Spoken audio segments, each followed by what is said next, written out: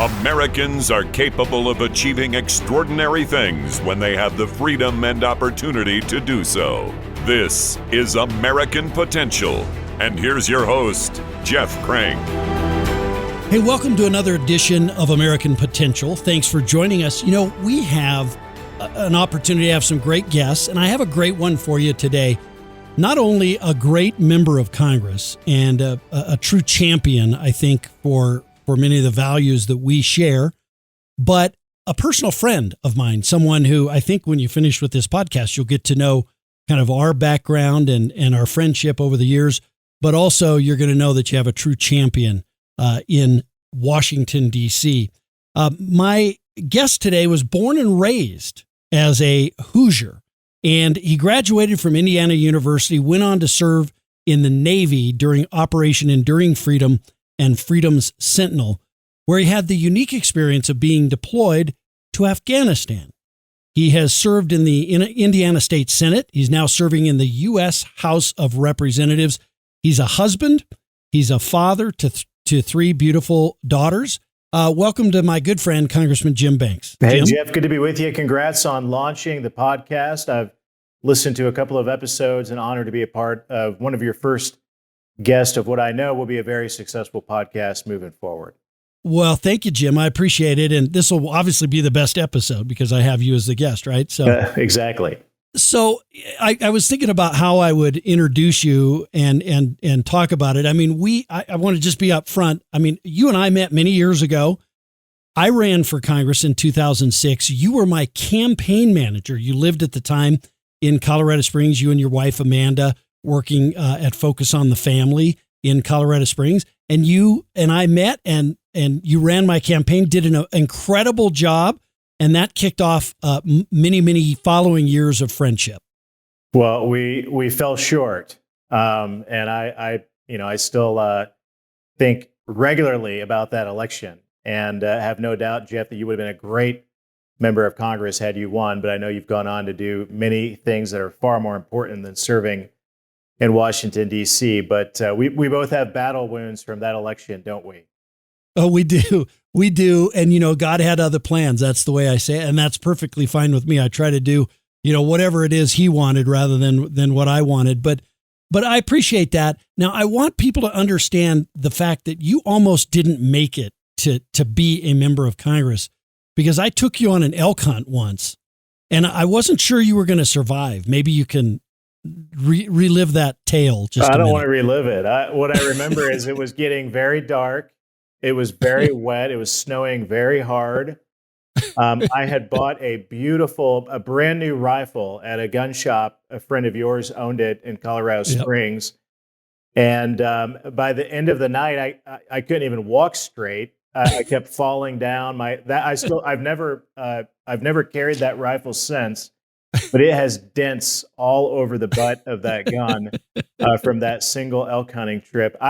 What I remember is getting turned around in circles, and as it was started to get very dark, I had a choice to either crawl under a tree and die, or keep hiking. And eventually, I came out into a field, a clearing, and you were there. I don't know if you were angry or if you were laughing about it at that point, but it still gives me chills thinking about it. I was so darn cold. And it took several days before I warmed up after that one. So that's right. I almost didn't make it to the United States Congress. I almost lived my final days on the other side of Pikes Peak, and we didn't even kill an elk to make it worth it.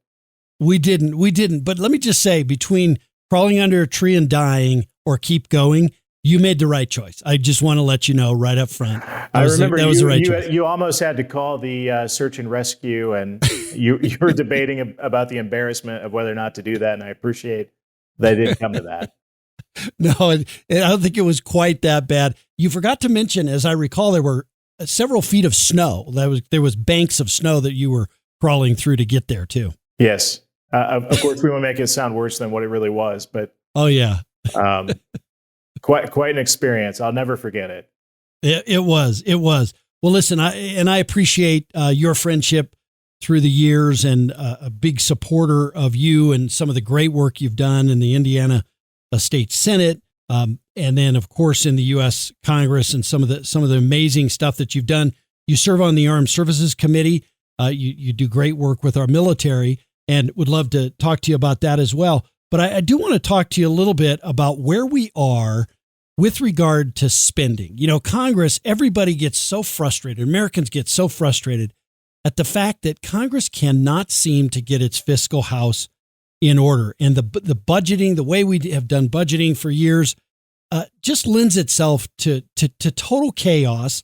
And they throw everything into these Christmas tree bills at the end of the year, and members have to just vote up or down or the government shuts down. And it's very frustrating to them. How can we change that? Let me start there. Well, it's pure insanity. I came from the Indiana State House, where we had a constitutional responsibility in Indiana to balance the budget every 2 years when we passed the budget out of the State House. Then you come to Washington, D.C., and I've always said that, and I know, Jeff, that you agree with this, a $32 trillion national debt didn't happen just because of the Democrats. I mean, it's a bipartisan product. Now, I would argue the Democrats have made it exponentially worse. I mean, since Joe Biden became president, he's increased the 10-year trajectory for spending by an additional $10 trillion.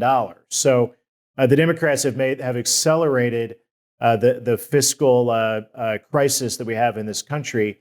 But for far too long, we've had Republicans roll over, not fight back, go along with the omnibus spending deals that are usually negotiated by one or two Republican leaders, even in the majority, and one or two Democrat leaders and the president and the White House. So it is a new day, though. It is a new Republican Party on Capitol Hill. This new House majority, Speaker Kevin McCarthy, we've made a commitment that we're not going to roll over on this one. We have a debt limit looming, and we will not pass a clean debt limit, a so-called clean debt limit, without serious and substantial spending cuts and reforms. And that's why a few weeks ago we passed our product out of the House. It only passed by one vote, but it cut spending by nearly $5 trillion to raise the debt limit by $1.5 trillion. And we used the House majority and the leverage that comes with it to force the president's hand. So now the president is going to meet with the speaker again as we speak, again tomorrow, this week, to continue those negotiations. But House Republicans will not roll over. The only way that Democrats can pass a debt limit increase is for Republicans to go along with it. And it'll take 60 votes in the Senate. That means you need a few Republican senators to go along with it. And as Senator Mike Lee last week, Jeff, he circulated a letter among Senate Republicans, and he got enough Republican signatures that it would be impossible for the Democrats on their own to pass a debt limit increase. So there's the answer to your question is there's more of a fight here on Capitol Hill among Republicans, more of a backbone than I've ever seen before, as we recognize that we have to do something, and this is our moment in time to do it. Well, and I hope that that's right, because we've got to stop letting this moment come upon us. And it seems like every year we go through this again. The media is somehow complicit in this, right? Because they're the ones that are driving this narrative. They know that when we get to the edge of that cliff, they'll be there to drive the narrative of bigger government and, we just have to raise the debt limit. What's different this time in your mind than in previous years where we might be more successful? I think you're exactly right on that. The media always gives the Democrats a pass, right? I mean, whenever you see these fights play out, it's the Democrat president, whether it was Obama or Clinton, they always got a pass by the media. If it was a Republican president, they would take the blame. Republican majorities in the Congress, when there was a Democrat president, they would take the blame for a government shutdown or a debt limit fight playing out. I think there is something different though going on today, and I think that's the media has been, because of their obvious bias in cases like this, their stature has been weakened, and the American people are looking for leadership with a backbone. They know President Biden is anything but that, anything but a leader, and he doesn't have backbone. He's not serious about addressing the big issues that our country faces. And I think the public is really with us. I really do. They expect us to use the leverage and to use this moment to fix a serious issue looming over the heads of our kids and our grandkids and the American dream in this country if we don't do something about spending a $32 trillion national debt. We can't just give this president and these Democrats a blank check and say we're going to blindly raise the debt limit so that you can raise more and spend away our kids' inheritance and their future. So I think the public is with us on it. And I think Republican, the Republican plan that we passed a couple weeks ago, I don't know what your thought on this is, Jeff, but I thought it was very modest. Work requirements for food stamps, scale back all of the unspent COVID money, do away with all the Green New Deal subsidies, and put spending caps in place to cut $5 trillion in spending. I thought it was modest. In fact, as a conservative Republican, I wanted us to do a whole lot more. But the majority, the 217 votes that it took to pass it, that's where we arrived. It was a negotiation, and it set the process in motion. And now the president knows that Kevin McCarthy, the Speaker, and House Republicans are going to stick together. So he has to deal with us. He has to come to the table and work with us on a way forward that would address the big issue that we're talking about. Well, and I do worry that this president thinks that he can just push this to the edge again, and that the media, as I said, will be there to rescue him, drive the narrative that the parks are all going to close and all the people that come to Washington, D.C. won't get into the Washington Monument, and all the Social Security checks aren't going to be cut, and all the fear that we see year in and year out on this issue. But again, I mean, I think you believe that there's something more, that there's something different, and that is, maybe a little more fight on the other side. Yeah, I think so. And remember, there is a difference between a government shutdown and the federal government defaulting on its debt, which would send our economy into a tailspin. I mean, the difference is what you just described: a government shutdown, which that's going to come later when we get to the appropriations season. Mm-hmm. As we start, which we're going to move into that process here really soon. And when the government shuts down, that's when the national parks close and all of the boogeyman arguments that the left throws out about people not getting paid and some of those issues that, of course, we want to avoid. Of course, we don't want the government to shut down.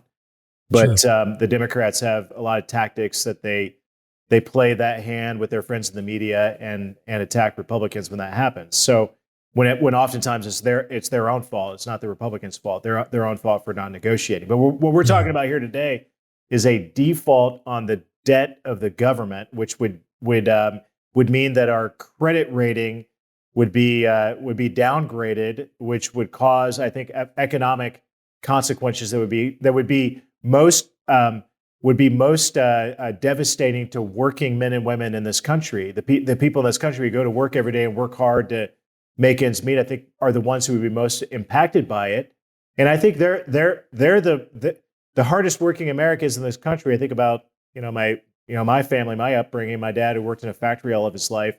They know that it's the politicians in Washington's fault for not addressing the debt and doing something about it. And they know that Joe Biden is refusing to negotiate and address those issues. And so I do think that the public is on our side. I think the media, they have been they played this game over and over so many times that they are taken less seriously.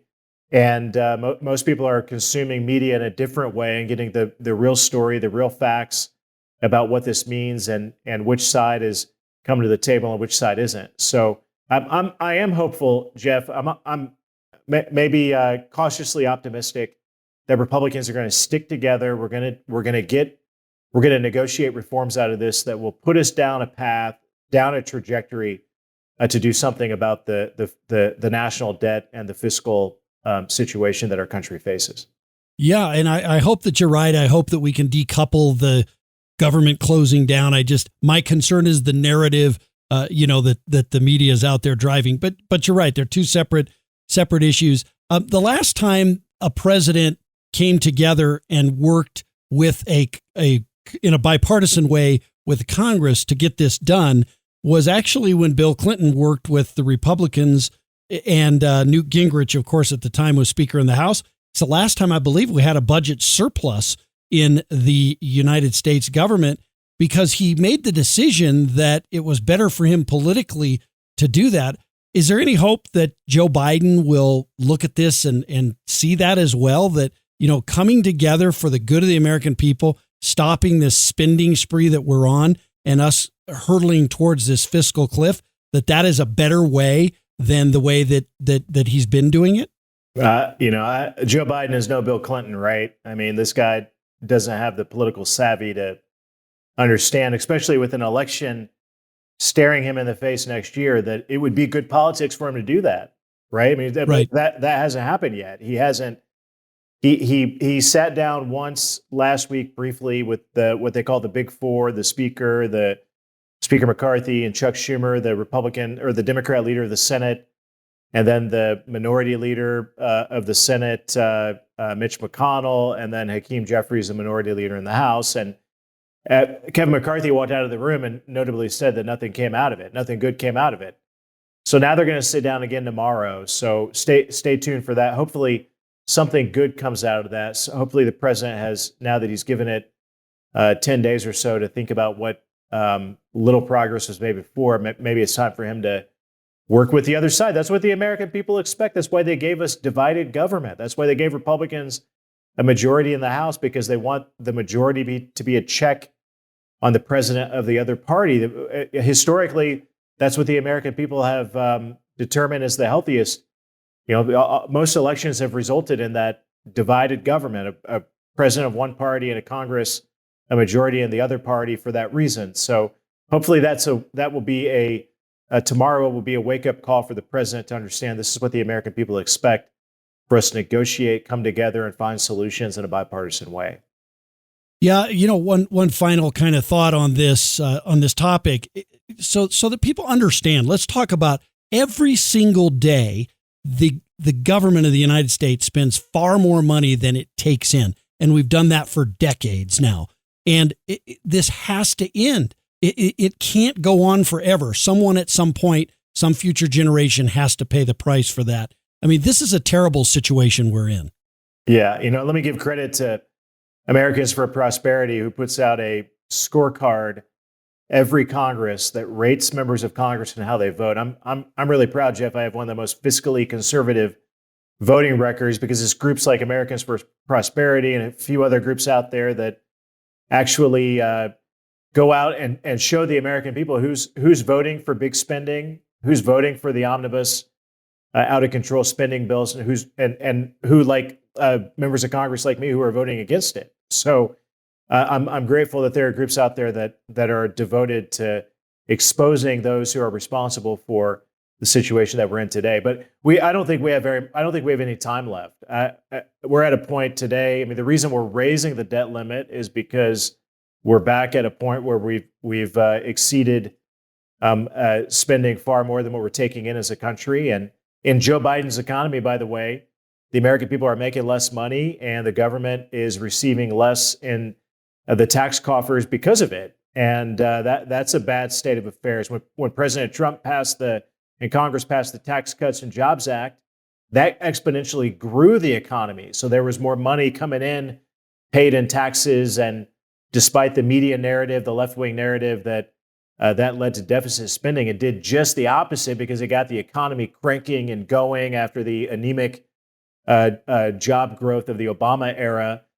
The economic growth of the Trump era meant more tax dollars being paid to the federal government, which of course we want less taxes, not more. But a strong economy means more in the tax coffers. So now we're back in the Biden era to what we got used to during the Obama era: a slow economy that's not producing much in tax revenue, and that means deficits are high, and the national debt is growing and ticking up at a rate that we've never seen before. I mean, this president, Joe Biden, has spent more money than any president in American history, and the government today is spending more money than any government that has ever been seen in world history before. That sort of underscores the situation that we're in. So we have to do something about it. Our kids are depending on it, and I'm determined to do my part to make sure that Republicans have backbone where they've rarely had backbone, to fight back and push back and use this debt limit fight as a way to get something done. Yeah. Well, A great way to put it. And Jim, you have been a real champion, a real policy champion for Americans for Prosperity on a lot of these fiscal issues. You've just been great. So thank you for your continued work on that. I appreciate the time you've given us today. And let me just tell you, I think for America's sake, I'm glad that you made the right choice when you had the choice to crawl under the tree and just die or to continue and push through. Thank God for the American people that you made the right choice, Jim. Well, I'm very lucky, Jeff. I mean, I grew up in a trailer park in Indiana. My dad was a factory worker. My mom was a cook in a nursing home, and including that elk hunting trip, I've had incredible experiences in my life. To serve in Washington D.C. at this level, it's just, really, it's really amazing that I could come from where I came from to come here and serve in this capacity, and I don't take it lightly. Every day I get up and I recognize the gravity of these issues. We're dealing with big issues that will determine whether or not we have a country in a few years, or whether or not this country goes by the wayside, or whether or not we return this country back to the values that make it the greatest country in the world. And that's the fight that I find myself in today. I'm very proud to be in the middle of that fight and to do my part. I consider it an incredible honor to do so. So great to be with you, and great to talk to you a little bit about spending and that issue that we're faced with. But there's a lot going on here on Capitol Hill. Yeah, well, thank you, Congressman Jim Banks. Thanks for all you're doing for America and for the great state of Indiana. We appreciate it. Thank you, Jeff. It was great having Congressman Jim Banks, a good friend and a good warrior for the cause in Washington, D.C. He's so good on these fiscal issues. And isn't it true? We've talked about it on this show so many times about how Congress needs to get its fiscal house in order. They need to change the way they do budgeting and they do appropriations.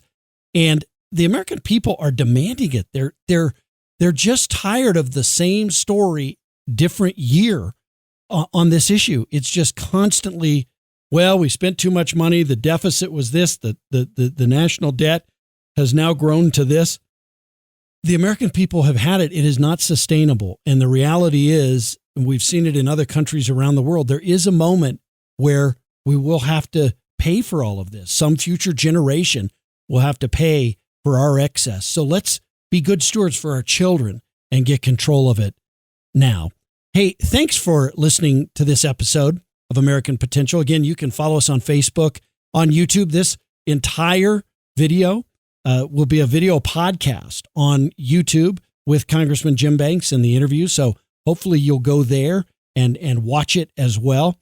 And just thanks for being a part of the growth of this podcast. We're real excited about it. And thanks for caring. Again, we talk about this all the time. America has such great potential. All we need to do is continue that struggle, that fight that our founding fathers left for us with this great Constitution, Bill of Rights, and the wonderful country and framework and rule of law that we have. We have to fight to defend it, to keep it, and to build upon it. Thank you for listening to American Potential.